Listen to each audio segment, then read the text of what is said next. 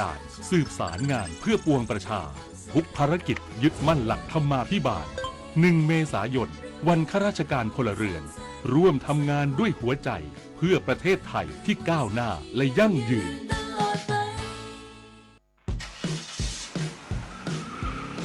เพื่อนจะรีบไปไหนสตาร์ทรถทิ้งไว้ก่อนเดี๋ยวขึ้นไปเอาของบนออฟฟิศแป๊บนึงหยุดเลยสตาร์ทรถทิ้งไว้เปลืองน้ำมันนะแค่ไม่กี่นาทีเองพลังงานไม่หมดโลกมั้งคำว่าแค่แป๊บเดียวของทุกคนรวมกันหมายถึงพลังงานมหาศาลที่ถูกทิ้งไปเปล่าๆเลยนะจริงด้วยนึกว่าเรื่องเล็กแต่มันเรื่องใหญ่กว่าที่คิดอีกนะเนี่ยร่วมกันประหยัดพลังงานเพื่อประเทศชาติและโลกของเราวิกฤตพลังงานวิกฤตตะวันออกกลางวิกฤตพลังงานเชิญชวนคนไทยประหยัดไฟฟ้ากันตั้งแต่วันนี้เริ่มง่ายๆปิดไฟที่ไม่ใช้ปิดเครื่องใช้ไฟฟ้าที่ไม่จำเป็น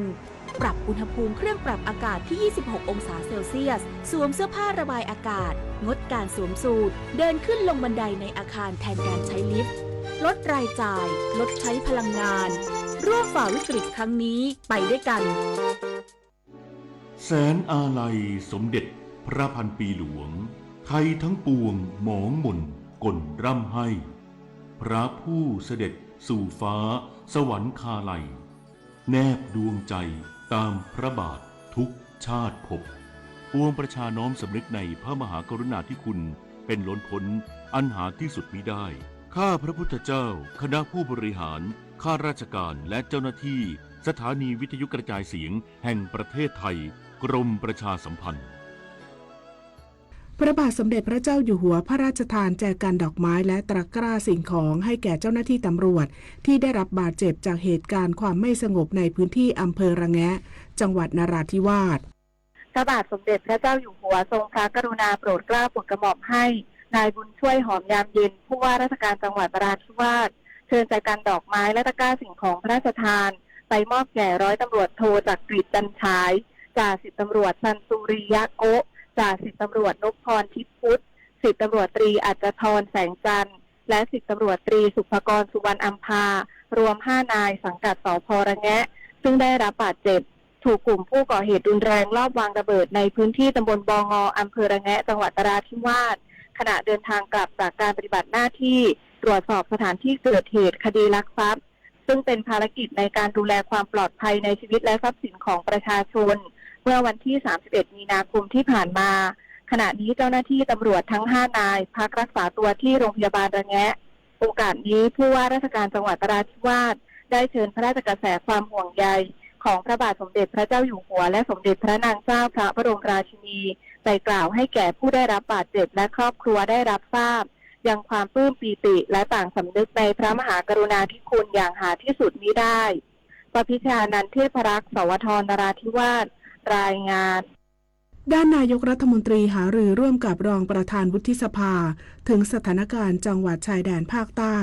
หลังเกิดเหตุความไม่สงบขึ้นบ่อยครั้งในช่วงนี้ก่อนการเปิดตัวโครงการไทยช่วยไทยลดภาระค่าครองชีพที่ตึกสันติไมตรีทำเนียบรัฐบาลนายอนุทินชาญวีรกูลนายกรัฐมนตรีได้เดินทางมาพร้อมกับพลเอกเกรียงไกรศรีลักษณ์รองประธานวุฒิสภาและอดีตแม่ทัพภาคที่4และนางสุปฏิสุธรรมพันธ์รัฐมนตรีว่าการกระทรวงพาณิชย์โดยมีการพูดคุยถึงแนวทางการแก้ไขปัญหาความไม่สงบในพื้นที่ภาคใต้พลเอกเกรียงไกรเปิดเผยว่านายกรัฐมนตรีสอบถามถึงข้อมูลทั่วไปเพื่อหาแนวทางแก้ไขปัญหาพร้อมยอมรับว่าเหตุการณ์ในพื้นที่ที่เกิดขึ้นบ่อยครั้งจึงได้รับเชิญมาให้ข้อมูลและคำปรึกษาโดยได้หารือกับสภาความมั่นคงแห่งชาติหรือสมช.เพื่อเตรียมดำเนินการแก้ไขปัญหาสันติสุขหลังรัฐบาลแถลงนโยบายนายกรัฐมนตรียังยืนยันว่าสิ่งที่ดีที่สุดคือการเมืองนำการทหารขณะที่พลเอกเกรียงไกรในฐานะรองประธานวุฒิสภาระบุว่า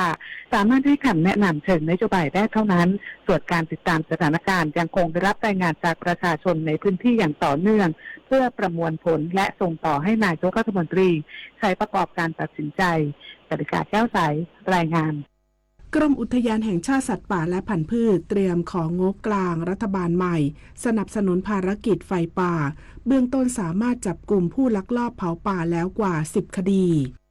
นายอัธพลเจริญชันษาอธิบดีกรมอุทยานแห่งชาติสัตว์ป่าและพันธุ์พืชเปิดเผยถึงสถานการณ์ไฟป่าในพื้นที่ภาคเหนือว่าปัจจุบันเริ่มควบคุมสถานการณ์ไฟป่าในพื้นที่ได้บางส่วนแล้วโดยในปีนี้ยังถือว่าภาคเหนือมีจุดความร้อนน้อยกว่าปีก่อนถึง30%แต่สถานการณ์ฝุ่น PM 2.5 ยังคงมีปริมาณเกินเกณฑ์มาตรฐานในทุกพื้นที่จากทั้งปัญหาการลักลอบเผาป่าโดยจับกุมผู้กระทำความผิดแล้วกว่า10คดีส่วนสถานการณ์ราคาน้ำมันดีเซลที่ปรับตัวเพิ่มขึ้นนั้นยืนยันไม่กระทบต่อภารกิจดับไฟป่า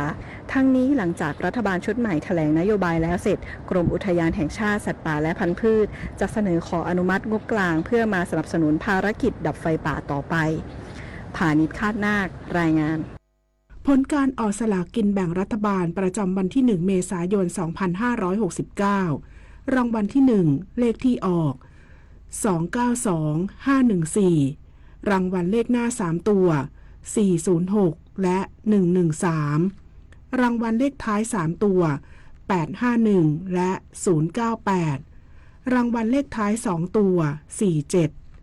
1 คนลดน้อย100 คนลดมากรวมพลังทั้งชาติไทยไม่ขาดพลังงานจบข่าวอรัญญาชมชื่นอ่านรับฟังข่าวครั้งต่อไปเวลา 17 นาฬิกาค่ะติดตามข่าวที่นำเสนอไปแล้วได้ที่ www.thainews.prd.go.th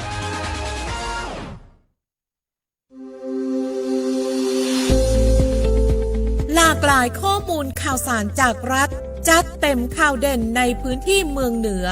เวลาดี 4 โมงแรงในรายการอู้ข่าวเจ้าเหนือ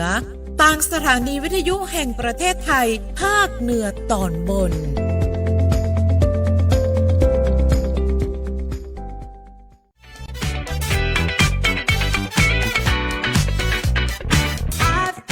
ข่าวเจ้าเหนือสวทแพร่ FM 91 เมกะเฮิรตซ์ดำเนินรายการโดยธนชัยสุวรรณกาศและพิรุณพรแสงสร้อย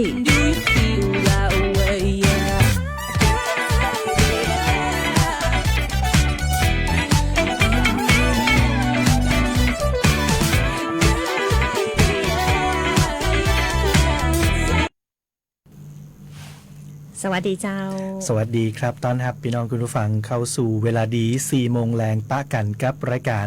อู้ข่าวเจ้าเหนือครับเป็นประจำเนาะที่จะมาปะกับพี่น้องคุณผู้ฟังพร้อมกับนำข้อมูลข่าวสารมาฝากกันในช่วงเวลานี้นะครับวันนี้อู้ข่าวเจ้าเหนือปะกับทีมงานสวทแปรทำหน้าที่แม่ข่ายผลิตรายการฮือได้ติดตามรับฟังกันผ่านทางสถานีวิทยุในเครือข่าย8จังหวัดภาคเหนือตอนบนเนาะทั้งหมด11สถานีด้วยกันนะครับมาติดตามรายการของเฮากันได้ในช่วงเวลานี้ครับก็อยู่ด้วยกัน1ชั่วโมงตรงนี้นะเจ้าส่วนเฮาก็มาอยู่ด้วยกันนะเจ้าวันนี้เนาะวันที่1เมษายนนะเจ้าพูดที่1เมษายนก็เป็นเจ้าภาพทุกวันพุธนะเจ้าวันนี้ใครเป็นปอเลี้ยงไม่เลี้ยงพ่อง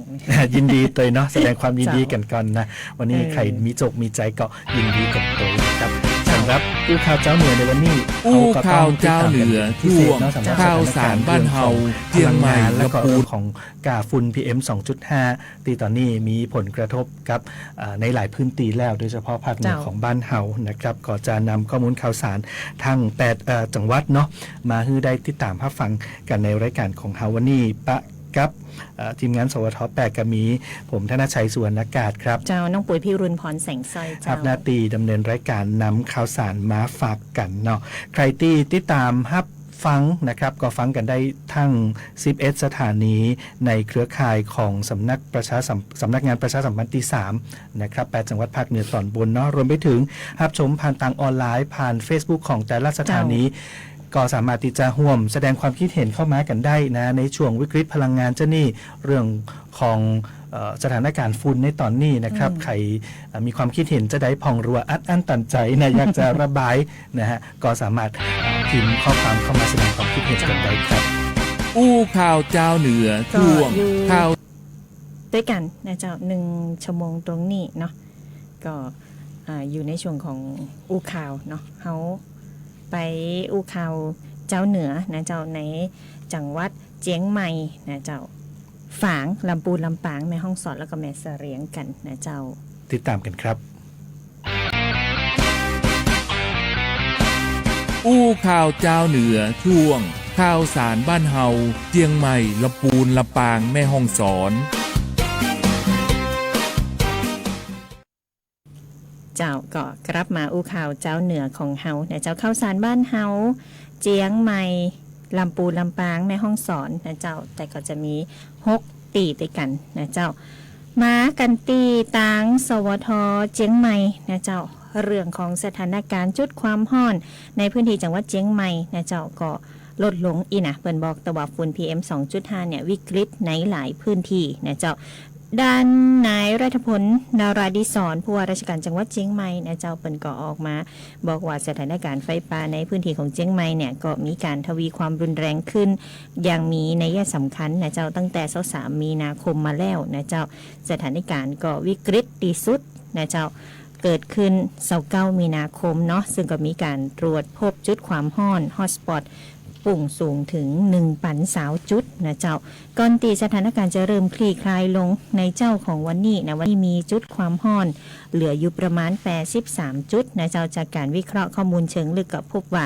การเกิดไฟป่ามักกระจุกตัวอยู่ในช่วงเจ้าแล้วก็ช่วงเวลากลางคืนนะเจ้าส่วนในช่วงบ่ายจะมีสถิติน้อยลงนะเจ้าเพราะว่าเจ้าหน้าที่เข้าไปดับไฟนะเจ้าด้านผู้ว่าราชการจังหวัดเชียงใหม่นะเจ้าเปิ้นก็สั่งการให้มีการปรับแผนการทำงานใหม่นะเจ้าเน้นการลาดตระเวนสอดคล้องกับเวลาตีเกิดเหตุก็คือมาเจ้ากับมาคืนนะเจ้าพร้อมกับกำชับให้ในอำเภอประสานงานอย่างใกล้ชิดกับกำนันผู้ใหญ่บ้านและก็องค์กรปกครองส่วนท้องถิ่นในการเร่งสร้างความเข้าใจให้กับเจ้าบ้านในพื้นที่เสี่ยงนะเจ้าโดยมีการกำหนดเป้าหมายสูงสุดนั่นก็คือการระวังบ่มีการลักลอบเข้าไปในเขตป่านะเจ้าสกัดกั้นการเกิดไฟไหม้ตั้งแต่ต้นทางนะเจ้าเพื่อเพิ่มประสิทธิภาพเนาะแล้วก็วันนี้นะพบจุดความร้อนนักที่สุดนะเจ้าตีดอยเตา13จุดดอยสะเก็ด9จุดเสมิง8จุดหอด8จุดเป้า8จุดแม่แจม6จุดเจียงดาว6จุดชัยประการ5จุดแม่แตง5จุดสันกำแพง4จุดสันซ้าย3จุดแม่อ้อน2จุดแม่วาง2จุดกัลยาณิวัฒนา2จุดห่างดง1จุดแล้วก็จอมท้อง1จุดนะเจ้าขอบคุณคุณคมสันคำวงทีมข่าวสวทเจียงใหม่กันตัวเจ้าก็หลายจุดเลยเนาะสำหรับจุดความร้อนที่เกิดขึ้นในพื้นที่ของเจียงใหม่นะครับยังอยู่ในเจียงใหม่ครับขยับขึ้นไปตีฝางเนาะตั้งฝั่งนี่เปิ้นได้มีการจับกลุ่มขบวนการลักลอบลำเลียงยาเสพติดก็สามารถยึดของกลางเป็นยาบ้าได้ครับพันเอกมีชัยนิลศาสตร์รองผู้บัญชาการกองกำลังผ่าเมืองครับก็ได้ลงพื้นที่ตรวจยึดยาเสพติดนะพร้อมกับเปิดเผยว่าเหตุเกิดขึ้นเมื่อวันที่29 มีนาคมที่ผ่านมานะครับต่างกองร้อยทหารมาตี4หน่วยเฉพาะกิจชัยยานุภาพได้ปฏิบัติการร่วมกับกองร้อยทหารพรานตี3207แล้วก็หมวดลาดตระเวนระยะไกลกองกำลังผ่าเมืองนะครับได้มีการลาดตระเวนเฝ้าตรวจป้องกันสกัดกั้นการกระทำผิดเกี่ยวกับยาเสพติดที่บริเวณตำบลโป่งน้ำห้อนอำเภอฝางครับก็พบกลุ่มบุคคลต้องสงสัยประมาณ10 กว่าคนเนี่ยเดินทางมาในเส้นทางตามภูมิประเทศเนาะพอไปปะกันเนี่ยเจ้าหน้าที่ก็ได้แสดงตัวเพื่อขอตรวจค้นแต่บุคคลดังกล่าวได้มีการใช้อาวุธปืนยิงปะทะกันนะฮะประมาณ5 นาทีนะฮะผลสรุปนะผ่านไปประมาณ5 นาทีก็สามารถเข้าควบคุมพื้นที่ปะทะได้แล้วก็มีการตรวจสอบก็พบว่าขบวนการ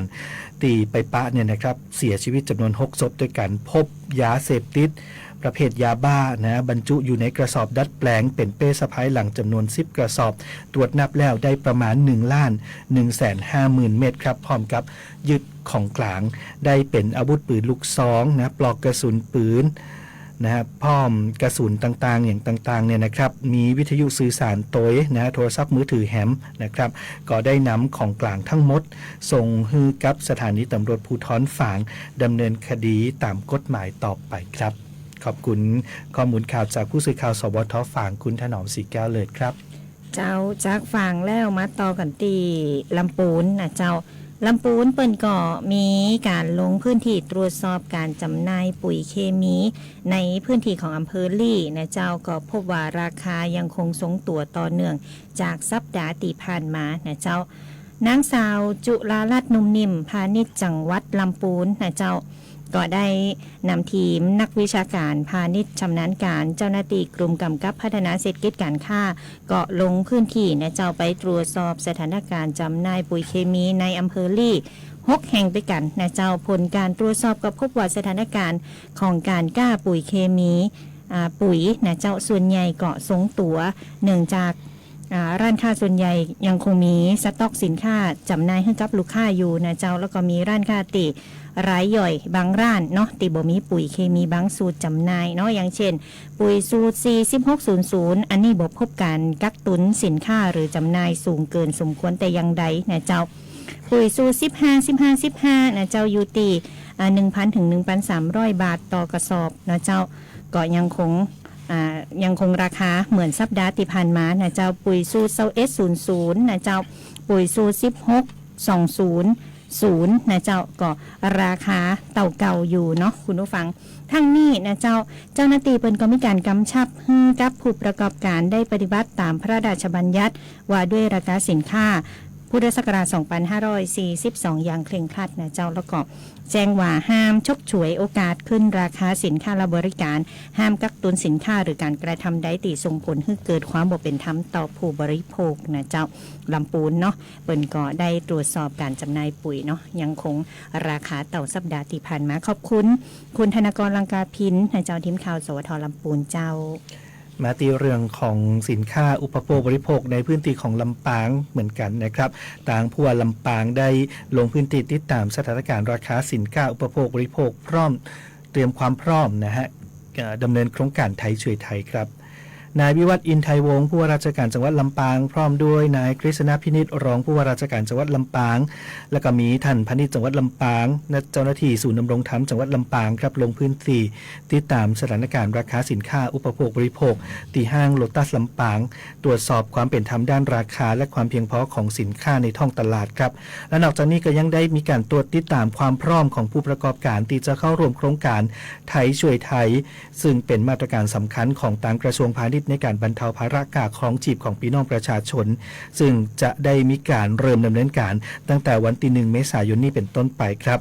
โดยโครงการไทยช่วยไทยเนี่ยก็เป็นความร่วมมือระหว่างภาครัฐและผู้ประกอบการค้าปลีกค้าส่งรายใหญ่ทั่วประเทศนะบอกว่าจะเป็นแมคโครโลตัสบิ๊กซีท็อปฟู้ดแลนด์เดอะมอลล์โกโฮเซลและก็7-Eleven ครับ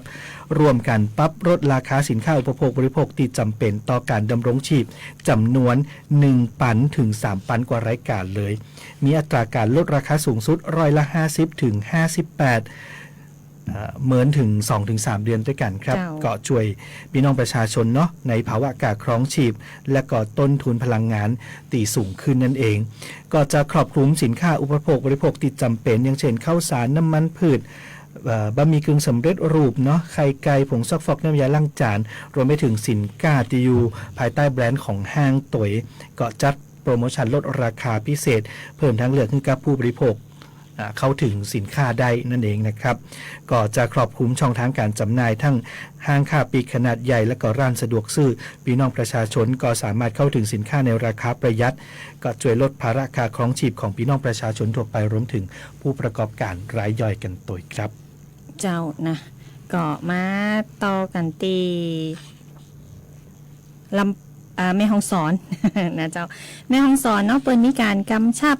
เข้มนะเจ้าในการหับมือฝุ่นควันไฟป่าก็ขอความร่วมมือคุณผู้ฟังประชาชนนะเจ้า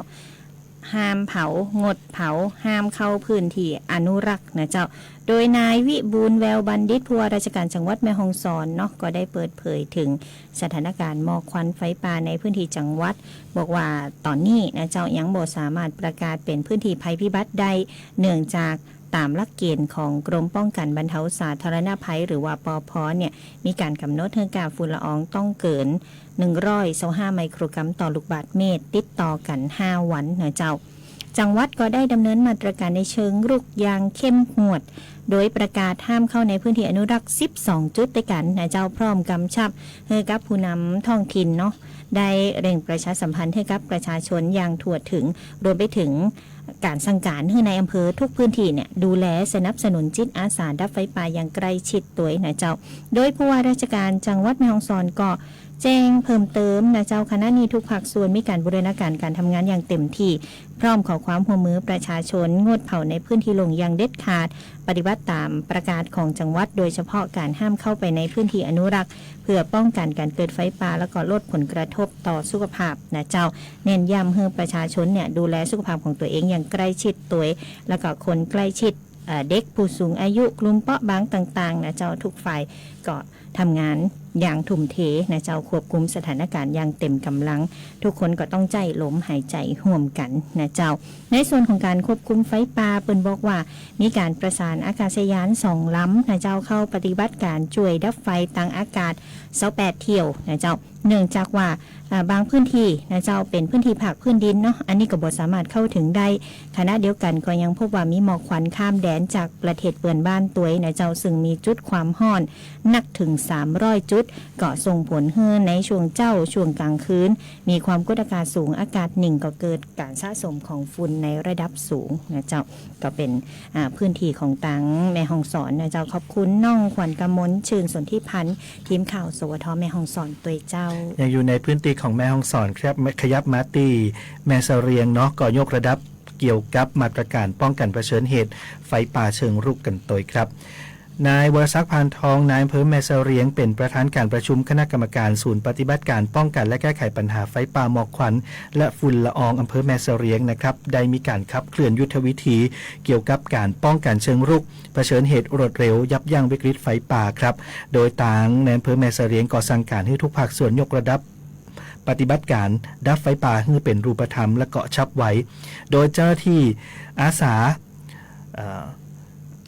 คือติดตามจุดความร้อนฮอตสปอตนะผ่านกลุ่มไลน์ไฟป่าแม่เสรียงตลอด24ชั่วโมงหากพบจุดเกิดเหตุต้องบูรณาการกำลังเข้าไประงับเหตุและดับไฟโดยเร็วที่สุดครับก็คือเป็นการตัดวงจรไฟตั้งแต่เริ่มเกิดก่อนที่จะลุกลามนั่นเองคือองค์กรปกครองส่วนท้องถิ่นเตรียมความพร้อมรถน้ำดับเพลิงอุปกรณ์ดับไฟป่าและก็เตรียมบุคลากรเคลื่อนที่เร็วพร้อมสนับสนุนภารกิจทันทีที่มีการร้องขอนะครับในส่วนการจัดการเชื้อเพลิงเนาะมอบหมายให้สำนักงานเกษตรอำเภอและท้องถิ่นกำกับดูแลการจัดการเชื้อเพลิงในพื้นที่การเกษตรอย่างเคร่งครัดโดยต้องได้รับอนุญาตนะฮะถ้าเกิดว่าต้องมีการจัดการเชื้อเพลิงนะผ่านระบบฝ่ายดีป้องกันการลักลอบเผาที่อาจจะลุกลามเข้าไปในเขตป่าส่วนการเผชิญเหตุดับไฟต่างในอำเภอเป็นเน้นย้ำนะครับเกี่ยวกับสวัสดิภาพของเจ้าหน้าที่ดับไฟป่าอันนี้ต้องสำคัญที่สุดเลยหลีกเลี่ยงการเข้าไปในจุดเสี่ยงอันตรายเพื่อป้องกันการสูญเสียชีวิตนั่นเองครับซึ่งต่างอำเภอแม่เสรียงเนี่ยก็จะมีการบังคับใช้กฎหมายอย่างเคร่งครัดกับผู้ที่ฝ่าฝืนจุดไฟเผาป่าหรือว่าเผาในที่โล่งโดยบริษัทอนุญาตควบคู่ไปกับการดูแลสุขภาพของพี่น้องประชาชนโดยจัดเตรียมพื้นที่ปลอดฝุ่นในทุกระดับและก็ให้อสม.เร่งแจกจ่ายหน้ากากอนามัยป้องกัน PM 2.5 ให้กับกลุ่มเปราะบางและประชาชนในพื้นที่ครับอันนี้ก็คือมาตรการของต่างอำเภอแม่เสรียงเนาะขอบคุณผู้สื่อข่าวสวทแม่เสรียงครับคุณอารินทิพย์ยานะเตยครับเดี๋ยวเราไปติดตามกันต่อเนาะกับพื้นที่ของเจียงไฮ้พะเยาแปรนานในช่วงข่าวสารบ้านเฮาเจียงไฮ้พะเยาแปรนานครับอู้ข่าวเจ้าเหนือช่วงข่าวสารบ้านเฮาเจียงไฮ้พะเยาแปรนานเจ้ากลับเข้ามาในช่วงของข่าวสารบ้านเฮาเจียงไฮ้พะเยาแปรนานนะเจ้าก็มาเริ่มกันตีตั้งเจียงไฮ้นะเจ้าตั้งเจียงไฮ้นะเจ้าคุณฟังวันนี้เนาะเปิ้นพนึกกับหลังในเชิงรุกกอรมนเจียงไฮ้ก็ประชุมด่วนในเรื่องของการวางแผนดับไฟป่าตีห้วยชมพูเน้นแก้ปัญหาตีต้นเหตุเพื่อความยั่งยืนนะเจ้าที่ห้องประชุมกอรมนเจียงไฮ้ชั้น2สารกลางจังหวัดเจียงไฮ้นะเจ้าเปิ้นก็มีการประชุมเรื่องของสถานการณ์การเกิดไฟป่าแนวทางการป้องกันไฟป่าในพื้นที่ของตำบลห้วยชมพูอำเภอเมืองเจียงไฮ้จังหวัดเจียงไฮ้เนาะก็มีหน่วยงานตีเกี่ยวข้องนะเจ้าทางสำนักจัดการทรัพยากรป่าไม้ที่2จังหวัดเจียงไฮ้ องค์การบริหารส่วนตำบลห้วยชมพูนะเจ้าเข้าร่วมประชุมนะก็เปิ้นแจ้งว่าจากสภาพปัญหาเกิดไฟไหม้ลุกลามนะในเขตอบตห้วยชมพูตำบลห้วยชมพูก็เข้าสู่ตำบลแม่กลอำเภอเมืองเชียงรายสาเหตุเกิดจากมีผู้ป่วยจิตเวช2 รายนะเจ้าตีควบคุมบ่ได้ก็เข้าป่าไปจุดไฟเผาทุกปีนะเจ้าผลของการประชุมเปิ้นก็บอกว่ามีแผนการจัดการพื้นที่เสี่ยงร่วมกับอุทยานแม่กกฝั่งขวาตีดีก็จะสรรงบประมาณ700,000 บาทนะเจ้าเข้าถึงทุกหมู่บ้านมีการจัดชุดเฝ้าตรวจไฟป่าชุดเฝ้าระวังเหตุนะเจ้าทางนี้ก็เน้นย้ำในพื้นที่เสี่ยงต้องมีแนวกันไฟโดยรอบแล้วก็เขตรอยต่อนะเจ้าจุดเกรงใจก็ต้องมีการประสานการปฏิบัติงานกับหมู่บ้านตำบลใกล้เคียงอำเภอข้างเคียงนะเจ้าที่มีเขตติดต่อเพื่อช่วยกันนะเจ้าส่วนเป้าหมายจิตเวชนี่เนาะก็นำออกจากป่าเข้าสู่กระบวนการบำบัดนะเจ้าโดยขอความร่วมมือชุดปฏิบัติการประสานการคุ้มครองป้องกันชุมชนสถานีพัฒนาการเกษตรพื้นที่สูงปางขอนนะเจ้าเป็นผู้ดำเนินการต่อไปนะเนาะเกิดเหตุเผาป่านะมีมือดีไปเผานะเจ้าขอบคุณน้องวสินทร์ คำพิรวงศ์นะเจ้าทีมข่าวสวทเจียงไฮ้ตัวเจ้าทางพะเยาก็เช่นกันครับได้มีการสั่งคุมเข้มไฟป่าเนาะกำชับทุกอำเภอให้รายงานจุดฮอตสปอตแล้วก็เตรียมดำเนินคดีผู้ลักลอบการเผาอย่างเด็ดขาดครับนางสาวออนอาภาโลวีระผู้ว่าราชการจังหวัดพะเยาได้เป็นประธานการประชุมติดตามสถานการณ์ป้องกันและแก้ไขปัญหาไฟป่าหมอกควันและฝุ่นละอองขนาดเล็ก PM 2.5 ของจังหวัดพะเยาเนาะเพื่อวิเคราะห์แนวโน้มแล้วก็วางมาตรการรับมือปัญหาไฟป่าหมอกควันอย่างต่อเนื่องครับโดยที่ประชุมเป็นบอกว่าปัจจุบันเนี่ยจุดความร้อนหรือฮอตสปอตในพื้นที่มีแนวโน้มลดลงจากการลาดตระเวนและก็บังคับใช้กฎหมายอย่างเข้มงวดแต่ต่างท่านผู้ว่าราชการจังหวัดพะเยาก็ได้เน้นย้ำข้อสั่งการสำคัญให้ทุกอำเภอทุกหน่วยงานดำเนินการนั่นก็คือมีการรายงานข้อมูลจุดความร้อนอย่างเป็นระบบพร้อมวิเคราะห์สาเหตุเพื่อแก้ไขปัญหาให้ตรงจุดเร่งประชาสัมพันธ์ผลการปฏิบัติงานให้พี่น้องประชาชนทราบอย่างรวดเร็วและทั่วถึงครับถ้าหากว่าพบการเผาในทุกพื้นที่คือเจ้าของพื้นที่ดำเนินคดีกับผู้กระทำผิดอย่างเคร่งครัดโดยบ่มีข้อยกเว้นและก็ขอให้เตรียมความพร้อมประกาศเขตให้ความช่วยเหลือผู้ประสบภัยกรณีฉุกเฉินทันทีนั่นก็คือหากพบก๊าซฝุ่น PM 2.5 สูงเกิน125 ไมโครกรัมต่อลูกบาศก์เมตรติดต่อกันเกิน5วันก็ถือว่าเป็นภัยพิบัติกรณีฉุกเฉินครับก็จะมีการจัดทำแผนงานโครงการรับการสนับสนุนงบประมาณต่อไปนอกจากนี้แล้วทางพะเยาเองยังเตรียมความพร้อมที่จะประสานขอสนับสนุนฝนหลวงในการบรรเทาสถานการณ์ฝุ่นครับและก็จะได้สนับสนุนกำลังพลยุทโธปกรณ์คือการช่วยเหลือต่อไปก็ขอความร่วมมือพี่น้องประชาชนเป็นหูเป็นตาหากพบเห็นเหตุไฟป่าหรือว่าลักลอบก็ขอให้แจ้งเจ้าหน้าที่ทันทีกันตัวครับเนาะก็ฝากถึงพี่น้องชาวพะเยาและก็พื้นที่อื่นๆกันตัวครับเจ้ามาตีเมืองแปรบ้านเฮาเนาะนายอำเภอเด่นใจนะเจ้าเปิ่นก็ไปตรวจร้านค้ากำชับปิดป้ายแสดงราคาสินค้าเนาะห้ามจำหน่ายเกินราคาแล้วก็ห้ามกักตุนนะเจ้าโดยนายประจักษ์จินดาจำรูนในอำเภอเด่นใจก็สั่งการให้ปลัดอำเภอเด่นใจพร้อมกับสมาชิกอสเนาะไปลงตรวจพื้นที่กำชับผู้ประกอบการร้านค้าปลีกร้านขายของช้ำร้านจำหน่ายสินค้าอุปโภคบริโภคในพื้นที่นะเจ้าถือปฏิบัติตามพระราชบัญญัติว่าด้วยราคาสินค้าและบริการพุทธศักราช 2542 อย่างเคร่งครัดนะเจ้าก็เน้นย้ำในเรื่องของการปิดป้ายแสดงราคาให้ชัดเจนห้ามจำหน่ายสินค้าเกินราคาที่กำหนดห้ามกักตุนสินค้าเพื่อเอาเปรียบผู้บริโภคนะเจ้าทั้งนี้เจ้าหน้าที่ได้กำชับว่าหากตรวจสอบแล้วพบมีการกักตุนสินค้าหรือว่าขายเกินราคานะเจ้าก็ให้ร้องเรียนเกี่ยวกับการกระทำความผิดในลักษณะดังกล่าวมาได้นะเจ้าพร้อมกับดำเนินการตามกฎหมายอย่างเด็ดขาดนะเจ้าแต่จากการตรวจสอบในครั้งนี้บ่ได้พบการกระทำตีผิดกฎหมายแต่อย่างใดนะเจ้าผู้ประกอบการส่วนใหญ่ก็ให้ความร่วมมือเป็นอย่างดีเนาะโดยทางอำเภอเด่นใจก็ยังคงดำเนินเดินหน้าในการตรวจสอบอย่างต่อเนื่องกันอยู่นะเจ้าเพื่อสร้างความเป็นธรรมให้กับผู้บริโภคและรักษาเสถียรภาพด้านราคาสินค้าในพื้นที่ต่อไปนะเจ้าก็ขอบคุณนะเจ้าข่าวสารของเมืองแปรบ้านเฮาเจ้ามาปิดท้ายกันที่จังหวัดน่านนะครับก็คุมเข้มเรื่องของฝุ่น PM 2.5 เช่นเดียวกันนะครับผู้ว่าของเมืองน่านเนาะสั่งจับจริงถ้าหากว่าไปปะมือเผาพร้อมกับประกาศปิดป่าอุทยานสีน่านถ้ำสะเถินครับ ผู้ว่าราชการจังหวัดน่านได้สั่งการด่วนยกระดับมาตรการควบคุมการเผาอย่างเด็ดขาดภายใต้สโลแกนจับจริงบ่มีข้อยกเว้นพร้อมประกาศปิดพื้นที่อุทยานแห่งชาติเพื่อป้องกันการลักลอบเผาป่าพร้อมกับดำเนิน4มาตรการเร่งด่วนในการสู้ฝุ่นและก็ไฟป่านั่นเองนะครับซึ่งได้วางแนวปฏิบัติ4ด้านด้วยกันก็คือมีการจัดตั้งห้องปลอดฝุ่นโดยองค์กรปกครองส่วนท้องถิ่นร่วมกับสาธารณสุขจัดเตรียมพื้นที่ปลอดภัยกระจายทั่วทั้งจังหวัดรวม303แห่งด้วยกันมีการสั่งปิดป่าพื้นที่เสี่ยงนะครับโดยการปิดเขตอุทยานแห่งชาติ2แห่งก็คืออุทยานสีน่านนะครับแล้วก็อุทยานถ้ำสะเกินเพื่อลดความเสี่ยงการเกิดไฟป่ามีการตั้งจุดตรวจจุดสกัด24ชั่วโมงครับเฝ้าระวังพื้นที่วิกฤตและการคัดกรองบุคคลเข้าออกพื้นที่ป่าตลอดเวลารวมไปถึงมาตรการการจับจริงครับคือการบังคับใช้กฎหมายอย่างเด็ดขาดกับผู้ฝ่าฝืนมาตรการห้ามเผา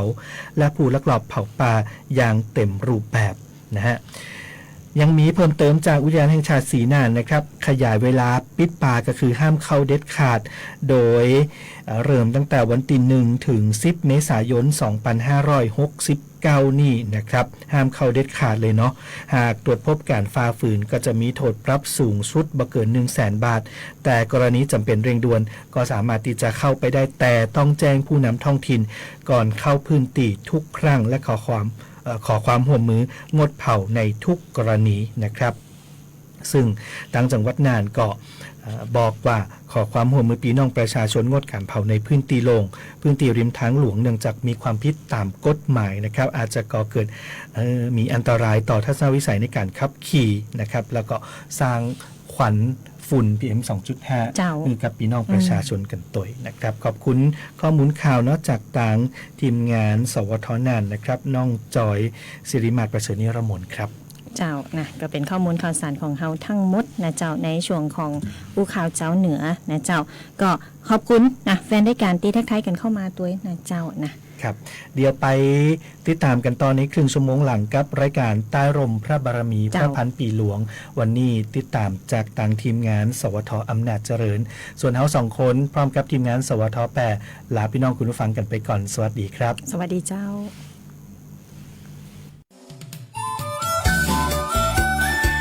ติดตามรับฟังรายการอู้ข่าวเจ้าเหนือได้ทุกวันจันทร์ถึงวันศุกร์เวลาดี 4 โมงแรงทางสวทลำปาง FM 97 เมกะเฮิรตซ์สวทลำพูน FM 95 เมกะเฮิรตซ์สวทพะเยา FM 95.25 เมกะเฮิรตซ์สวทแปร่ FM 91 เมกะเฮิรตซ์สวทน่าน FM 94.75 เมกะเฮิรตซ์สวทเชียงใหม่ FM 98 เมกะเฮิรตซ์และ AM 639 กิโลเฮิรตซ์สวทฝาง FM 89.25 เมกะเฮิรตซ์สวทเจียงไฮ้ FM 95.75 เมกะเฮิรตซ์สวทแม่ฮ่องสอน FM 104 เมกะเฮิรตซ์สวทแม่เสรียง FM 90.5 เมกะเฮิรตซ์และสวทเพื่อการเรียนรู้และเตือนภัยภาคเหนือ AM 549 กิโลเฮิรตซ์และเพจ Facebook ของแต่ละสถานีเนอร์ครับ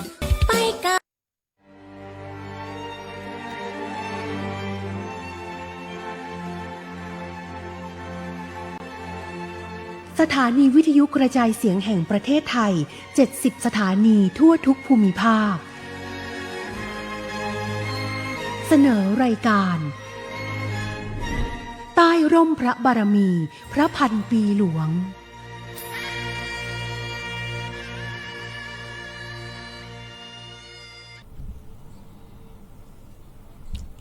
สวัสดีค่ะต้อนรับคุณผู้ฟังคุณผู้ชมเข้าสู่รายการ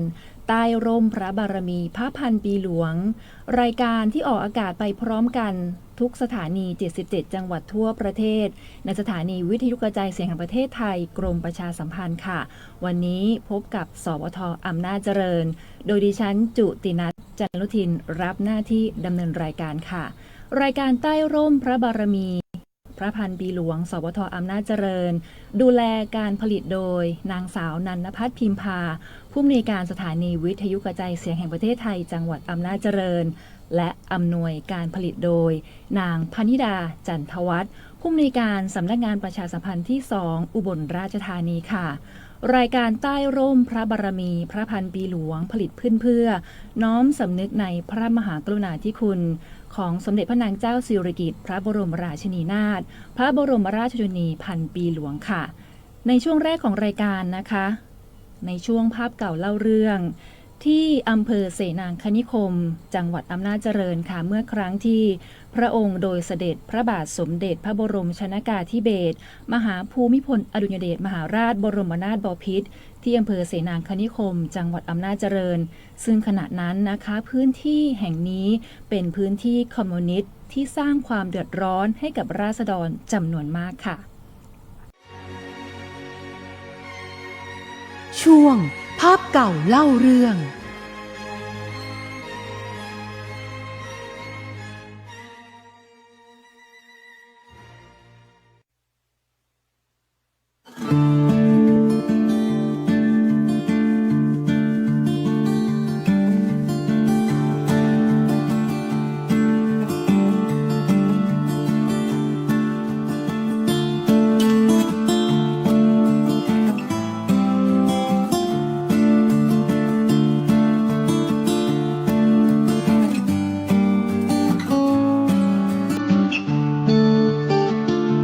วันที่ 28 พฤศจิกายน ปี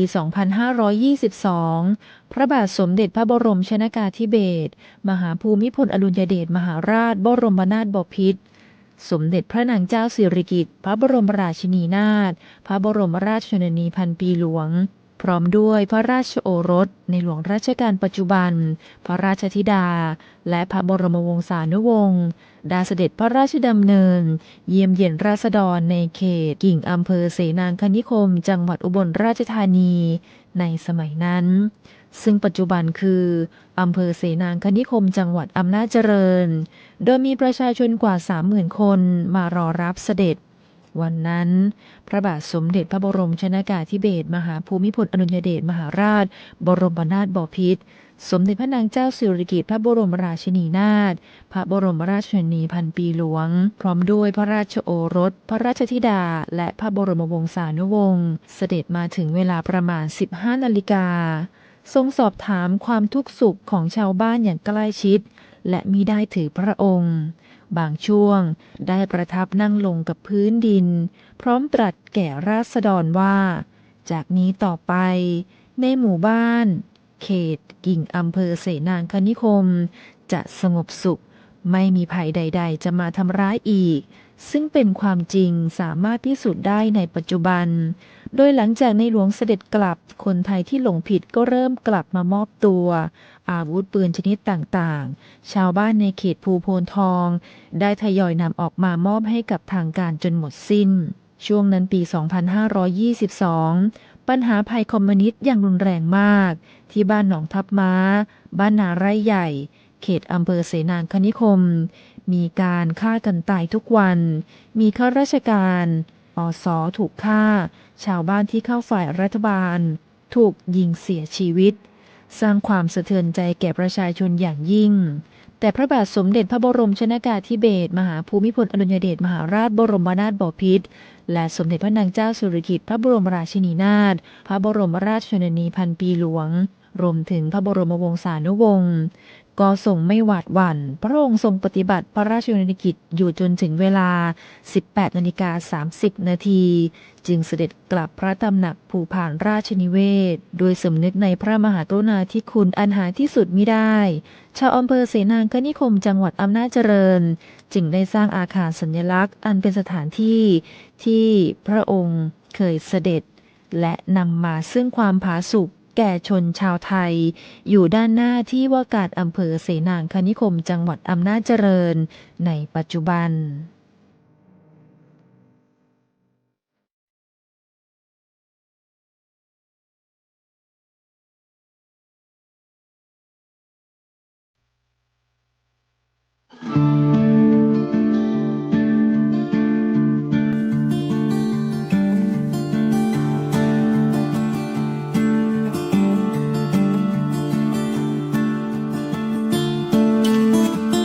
และในช่วงที่2ของรายการใต้ร่มพระบารมีพระพันปีหลวงนะคะกับช่วงตามรอยพระเมตตาไป ไปติดตามดูการดำเนินงานของกองทุนแม่ของแผ่นดินที่บ้านสามแยกชมพูตำบลนาป่าแซงอำเภอปทุมราชวงศาจังหวัดอำนาจเจริญค่ะที่ได้ช่วยเหลือเยาวชนที่ติดยาเสพติดเมื่อพ้นโทษแล้วโดยใช้ชุมชนเป็นศูนย์กลางบวรภายใต้โครงการผูกแขนคืนคนดีสู่สังคมและสร้างขวัญกำลังใจไม่ให้ไปกระทำผิดซ้ำอีกและชุมชนยังให้โอกาสในการสร้างงานสร้างอาชีพสร้างรายได้เพื่อความมั่นคงของชีวิตในช่วงตามรอยพระเมตตาค่ะช่วงตามรอยพระเมตตา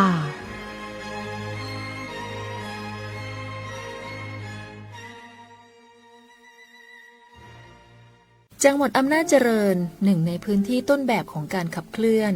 กองทุนแม่ของแผ่นดินที่เข้มแข็งด้วยพลังความร่วมมือของภาครัฐผู้นำชุมชน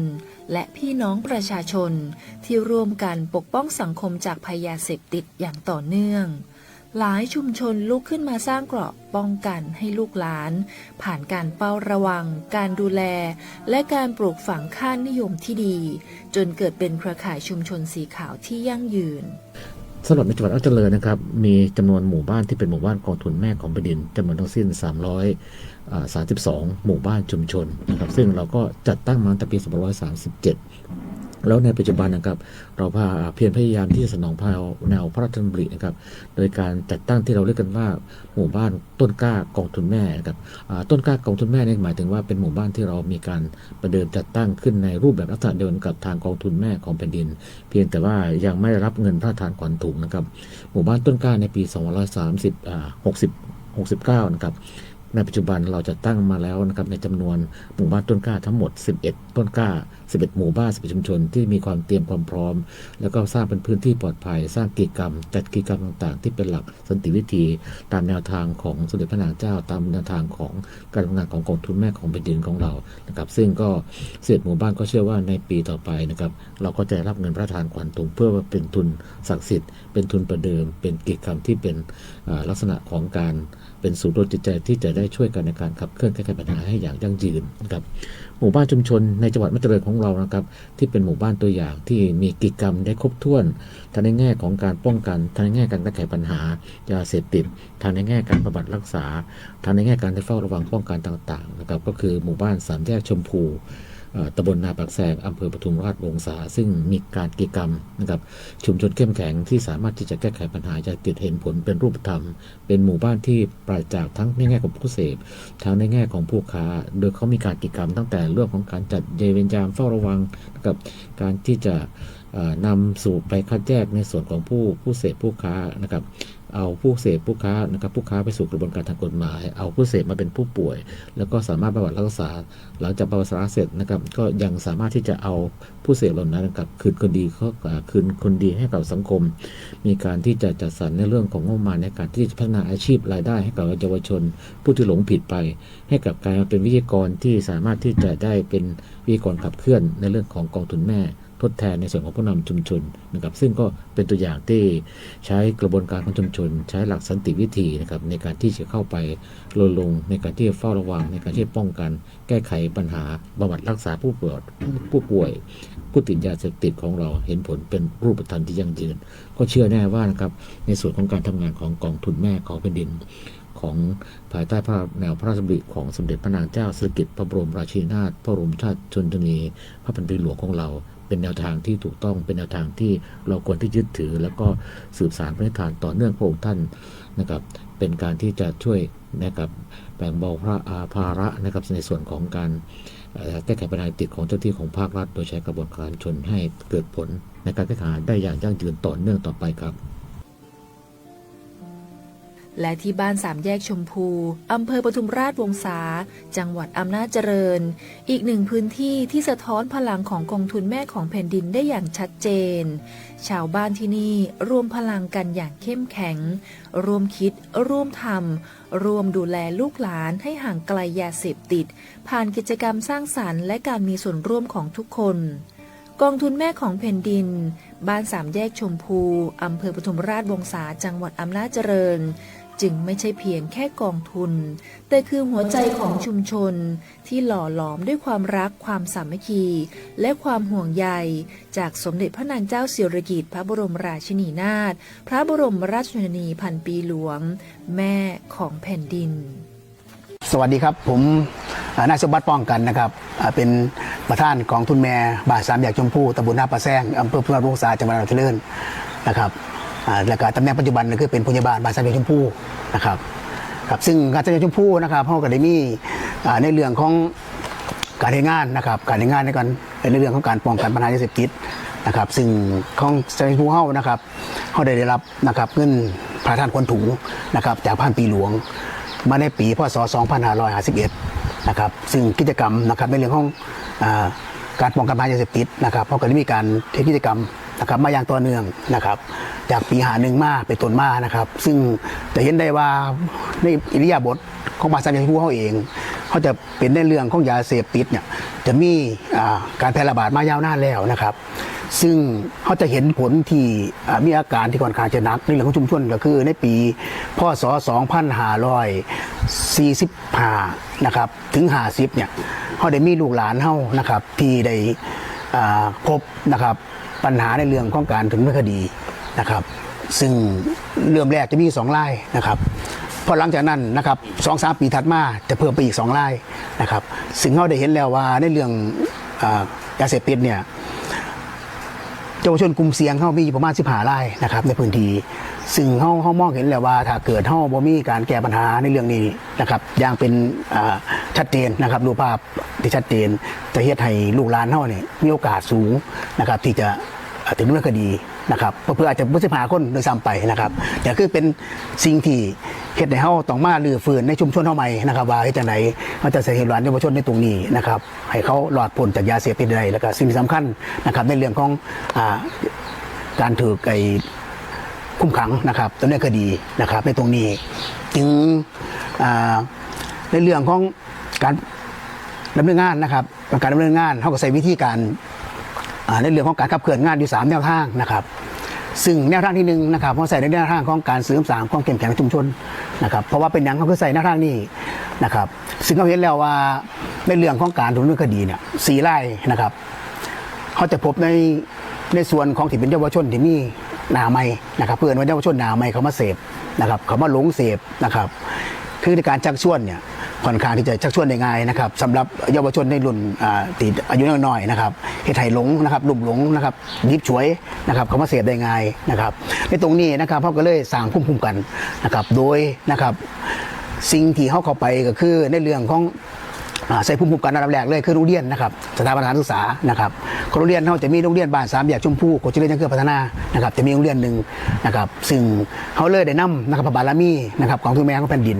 เด็กเขาไปสู่โรงเรียนนะครับซึ่งเขาเอ่ยว่าให้ความรู้นะครับกับลูกหลานเยาวชนนะครับ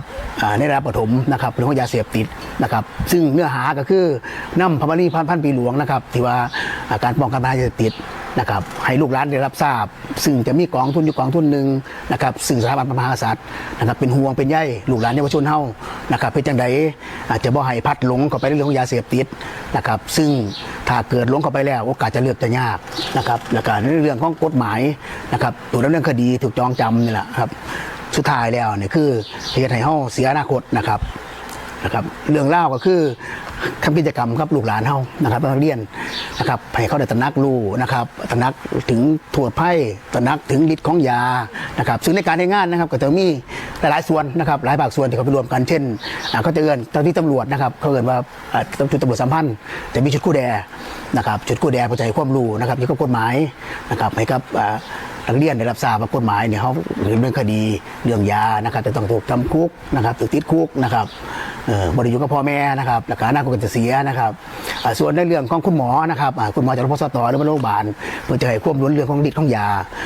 ถ้าเกิดเขาใส่ยาไปแล้วนะครับมันจะมีสารหยังสารโดพามีนเฮ็ดหยังเฮ็ดให้อย่าเกิดซ้ำอีกได้ใส่แล้วอยากใส่อีกนะครับสุดท้ายแล้วผลเสียคือประสาทระบบประสาทเฮาจะเป็นประสาทร้อนหรือว่าเขาจะเกิดจิตเวชนะครับอันนี้คือส่วนคุณหมอแต่ความรู้นะครับส่วนของทุนแม่เฮาก็คือในเรื่องของทุนที่ซอยเหลือ นะครับพี่น้องเยาวชนลูกหลานเฮาเฮ็ดจังไดนะครับสถาบันครอบครัวจึงจะหันลงมาดูแลลูกหลานเฮาได้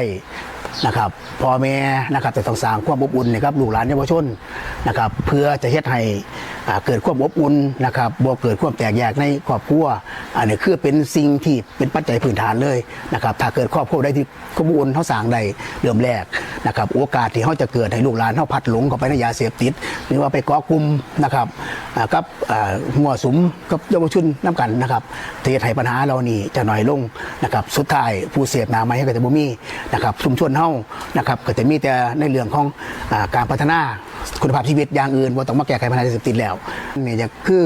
กองทุนแม่เฮาเองนะครับของสามอย่างชุมพวงเองนะครับเฮาพยายามถ่ายทอดไปทุกๆหมู่บ้านนะครับเพราะว่าในส่วนหนึ่งเฮาก็มีค่อนข้างจะมีการทำงานที่ชัดเจนนะครับว่าจะเป็นหมู่บ้านต้นกล้าที่มาเบิ่งงานเฮานะครับเฮาพยายามให้ความรู้โดยของสามอย่างชุมพวงเฮานี่ล่ะโมเดลเฮานะครับสร้างให้ชุมชนอื่นได้เห็นว่าในเรื่องของยาเสพติดเฮาสามารถเฮ็ดได้นะครับเฮาสามารถป้องกันในตัวเฮาเองขึ้นอยู่กับผู้นำเฮานะครับกับกรรมการเฮาแล้วก็ผู้ปกครองนะครับแล้วก็เยาวชนเฮาต้องให้ความร่วมมือนะครับสิ่งใดที่เขายังขาดเหลือก็จะมีหน่วยงานรัฐที่เขาต้องขอประสานมาซอยเหลือเรื่องนี้มันจะเฮ็ดให้การเฮ็ดงานสร้างเกาะขึ้นมานะครับถ้าเกิดถ้ามีภูมิคุ้มกันในเรื่องยาเสพติดแล้วต่อให้ยาเสพติดมันมีหลายขนาดใดนะครับมันมีผลิตมาหมื่นนึงเป็นแสนเป็นหมื่นล้านนะครับมันก็บ่สามารถที่จะให้ลูกหลานเฮายิบช่วยได้บ่สามารถที่จะได้อันนี้คือเป็นนะครับพระบารมีของพระพันปีหลวงนะครับซึ่งเพิ่นได้มอบให้พี่น้องปวงชนชาวไทยค่ะและในช่วงสุดท้ายของรายการใต้ร่มพระบารมีพระพันปีหลวงนะคะไปติดตามดูวิสาหกิจชุมชนกลุ่มทอผ้าฝ้ายผ้าไหมย้อมสีธรรมชาติหมู่ 3 ตำบลเปื่อยอำเภอลืออำนาจจังหวัดอำนาจเจริญที่น้อมนำแนวพระราชดำริของสมเด็จพระนางเจ้าสิริกิติ์พระบรมราชินีนาถพระบรมราชชนนีพันปีหลวงในการรักษาสืบสานและต่อยอดการทอผ้าไหมผ้าฝ้ายเพื่ออนุรักษ์และรักษาภูมิปัญญาของบรรพบุรุษให้คงอยู่สร้างงานสร้างรายได้อย่างยั่งยืนค่ะกับช่วงสานต่อพระราชปณิธาน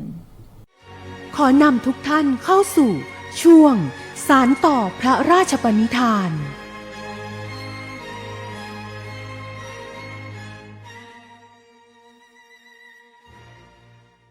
ที่บ้านเปื่อยตำบลเปื่อยอำเภอลืออำนาจกลุ่มวิสาหกิจชุมชนทอผ้าไหมผ้าฝ้ายย้อมสีธรรมชาติยังคงสืบสานภูมิปัญญาท้องถิ่นที่งดงามจากรุ่นสู่รุ่นอย่างไม่เสื่อมคลายทุกเส้นไหมทุกผืนผ้าสะท้อนถึงความตั้งใจความปราณีตและวิถีชีวิตที่ผูกพันกับธรรมชาติอย่างลึกซึ้งด้วยสำนึกในพระมหากรุณาธิคุณอย่างหาที่สุดมิได้ของสมเด็จพระนางเจ้าสิริกิติ์พระบรมราชินีนาถพระบรมราชชนนีพันปีหลวงผู้ทรงพระราชทานแนวทางการส่งเสริมศิลปาชีพและการอนุรักษ์ผ้าไทยให้คงอยู่คู่แผ่นดิน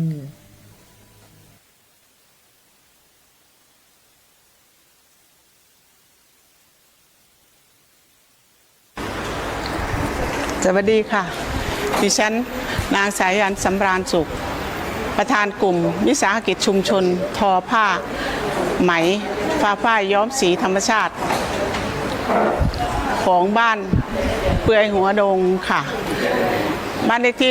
113หมู่3ตำบลเปื่อยอำเภอลืออำนาจจังหวัดอำนาจเจริญที่แรงบันดาลใจที่จะตั้งกลุ่มวิสาหกิจชุมชนของดิฉันก็แรงบันดาลใจจากท่านพระพันปีหลวงท่านสนับสนุนท่านส่งเสริมและก็มีแรงบันดาลใจจากคำพูดของท่านที่เราติดไว้ข้างฝาและก็มีศูนย์หม่อนไหมเฉลิมพระเกียรติอุบลราชธานีมาส่งเสริมสนับสนุนเกี่ยวกับกลุ่มของเราไม่ว่าจะเป็นย้อมสีธรรมชาติไม่ว่าจะเป็นปลูกหม่อนเลี้ยงไหมแล้วก็เส้นไหมท่านต้องให้เป็นเส้นไหมเป็นไหมน้อยพันธุ์ไทยสาวมือสาวลงตะกร้าแล้วก็ให้เป็นจากทอจากติเกียวไหมจากทุกอย่างที่เราทุกขั้นตอนท่านจะไม่อยากให้เป็นเคมี อยากให้ออกมาจากสีธรรมชาติแล้วก็ในชุมชนของเรา เพราะว่าชุมชนของเรามีวัตถุดิบเยอะนะคะเราตามชุมชนของเรามันจะประหยัดค่าใช้จ่ายแล้วก็ไม่เป็นอันตรายต่อผู้บริโภคในชุมชนของเราท่านสนับสนุนแล้วก็มีฟ้าหญิงศิริวัณวลีนารีรัตน์ท่านให้ไปอบรมอยู่ที่กรุงเทพแล้วก็ท่านก็ส่งเสริมสนับสนุนก็เป็นลายผ้าพระราชทานแล้วก็จะให้มีเครือข่ายจากเดี๋ยวนี้ก็ยายก็อายุมากแล้วก็จะให้มีวัยรุ่นรับงานต่อยายก็จะไปสอนที่โรงเรียนอนุบาลเรืออำนาจชุมชนเปียงหัวดงให้นักเรียนเขาให้รู้จักที่ไปที่มาของเส้นไหมที่ไปที่มาของการเลี้ยงไหมแล้วก็ส่งผ้าไปประกวดระดับประเทศได้รับรางวัลพระราชทานจากพระเทพรัตนราชสุดาประมาณ3 ปีซ้อนจนได้นักเรียนเราจนได้เป็นทายาทหม่อนไหมในโรงเรียนเริ่มทอผ้าตั้งแต่คุณย่าตายายเคยทำมานะคะก็ทำมาจากยายก็จะมาหาคุณแม่แต่เริ่มจะมาตั้งกลุ่มวิสาหกิจชุมชนปี53เลยมีเจ้าหน้าที่ของพัฒนาชุมชนส่งเสริมมาตลอดแล้วก็ให้ไปจัดตั้งกลุ่มวิสาหกิจชุมชนแล้วก็ทำมาก็มีเจ้าหน้าที่ทางสาธารณสุขทางพัฒนาชุมชนจังหวัดพัฒนาชุมชนอำเภอแล้วก็อุตสาหกรรมท่านจะมาดูแลปัจจุบันมีสมาชิกอยู่ประมาณ12 คนค่ะแต่ก่อนเราก็ทอแล้วก็คนนั้นทอคนนี้ทอแล้วก็เอามารวมกันขายนะคะเราขายสมาชิกเราก็ทอด้วยนะคะขายด้วยแล้วก็ในกลุ่มมีเงินทุนเราก็เอาไปให้สมาชิกเขาทอสมาชิกทอแล้วก็เม็ดละเท่าไหร่ก็ว่าไปจะมัดหมี่หัวละเท่าไหร่เราก็จ่ายไปในกลุ่มของเรารวมกันมากว่าจะได้เป็นผืนนี้มาเส้นยืนเราก็เป็นไหมบ้านแล้วกว่าจะออกมาเป็นตีเกลียวขั้นตอนตามที่เห็นนี่แหละตีเกลียวแล้วก็มามัดหมี่ค่ะมามัดหมี่ลายราชพัตราพรลายนี้รับมาปีที่แล้วค่ะเป็นลายพระราชทานชื่อลายราชพัตราพรแล้วก็ทออยู่ผืนนี้อยู่ประมาณความกว้าง1 เมตร 2 เซนเส้นยืนแล้วก็ความยาวอยู่ประมาณ2 เมตรมาตรฐาน2 เมตรทออยู่ประมาณอาทิตย์หนึ่งถึงจะเสร็จอันนี้ไซส์สีลูกว่าสุกออกมาเป็นสีนี้ลูกว่าบ้านเราเนี่ยออกมาเป็นสีนี้ส่วนมากดิฉันจะส่งไปศูนย์ศิลปาชีพทำเสร็จแล้วก็ไปส่งศูนย์ศิลปาชีพทุก3 เดือนส่งแล้วก็ขายในชุมชนเราในชุมชนถ้าท่านสนใจอยากมาดูการทำไหมครบวงจรถ้าสนใจตั้งแต่ปลูกหม่อนเลี้ยงไหมทอผ้าก็แจ้งมานะคะเพราะว่าเราจะทำตลอดในกลุ่มของเราจะทำตลอดเราจะให้ดูตลอดที่ตั้งของกลุ่มก็บ้านเลขที่113หมู่3ตำบลเปลือยอำเภอเรืออำนาจจังหวัดอำนาจเจริญเบอร์โทรศัพท์0881289550ค่ะแม่ภูมิใจมากที่มาจุดนี้แม่ภูมิใจแม่ภูมิใจท่านเพราะว่าเวลาท้อแม่จะนั่งดูท่านเวลาแม่ท้อมามันมีกำลังใจ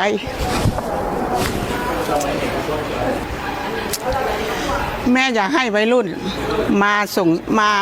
ซึ่งในจุดนี้ให้มากๆ และแม่ก็จะพยายามส่งเสริมเขา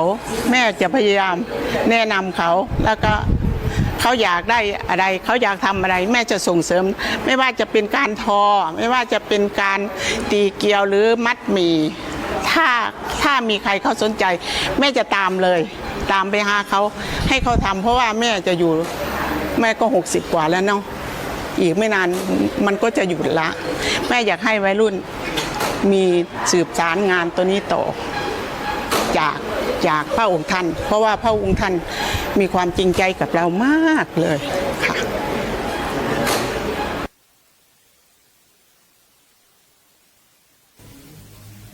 ชาวบ้านที่นี่จึงน้อมนำแนวพระราชดำริมาปฏิบัติรวมกันสร้างอาชีพสร้างรายได้และสร้างความเข้มแข็งให้ชุมชนผ่านผ้าไหมผ้าฝ้ายย้อมสีธรรมชาติที่เปี่ยมด้วยคุณค่าและเอกลักษณ์นี่คืออีกหนึ่งพลังความกตัญญูที่ถูกถักทอผ่านทุกลวดลายของผืนผ้างดงามและยั่งยืนน้อมสำนึกในพระมหากรุณาธิคุณอันหาที่สุดไม่ได้ของแม่ของแผ่นดินค่ะคุณผู้ฟังคุณผู้ชมสามารถติดตามรับฟังรับชมรายการใต้ร่มพระบารมีพระพันปีหลวงได้ทุกวันจันทร์ถึงวันศุกร์ตั้งแต่เวลา 16:30 นาทีโดยประมาณจนถึงเวลา 17 นาฬิกานะคะทางสถานีวิทยุกระจายเสียงแห่งประเทศไทย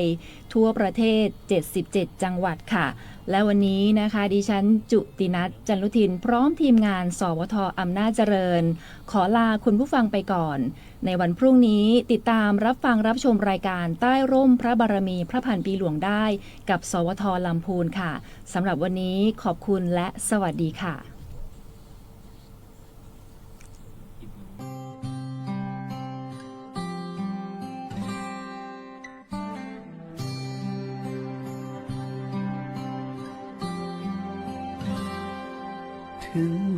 ตะวันออกกลางวิกฤตพลังงานเชิญชวนคนไทยประหยัดไฟฟ้ากันตั้งแต่วันนี้เริ่มง่ายๆปิดไฟ